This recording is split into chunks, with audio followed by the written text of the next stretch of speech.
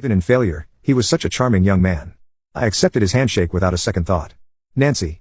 I've heard a lot about you. And I have heard a lot about you. Caesar paused for a second, as if he were debating leaving. Again, I'm really sorry about this. I know from experience how shitty it is to have people constantly trying to kill you. Let me buy you a drink to make it up to you. Now, it had been over 120 years since I had last gone to a bar, but I just couldn't say no to Caesar. We had a lovely evening, with most of our conversation revolving around our shared hatred of Dolores. I really hope she dies soon, I said with a sigh. Caesar grinned, and stared at his reflection in the bar's mirror. It was a long time before either of us spoke. You know, he finally said, whoever figures out how to kill an immortal first is going to become a very powerful person. I nodded silently, and allowed myself a small smile into my martini glass. Perhaps someone already has. Caesar furrowed his brow, and gave me a long, hard look. You must know I need to ask how you did it. I completely understand. With a feeble hand, I lifted the martini glass to my mouth. But you must know that I'm never going to tell you.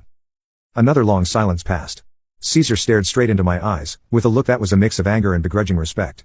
Yeah, I know. He picked his platinum credit card off the surface of the bar, and returned it to his wallet. Well, regardless, it was nice to make your acquaintance. Let's get you home.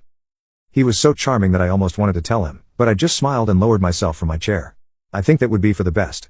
Thank you for a wonderful evening, Caesar.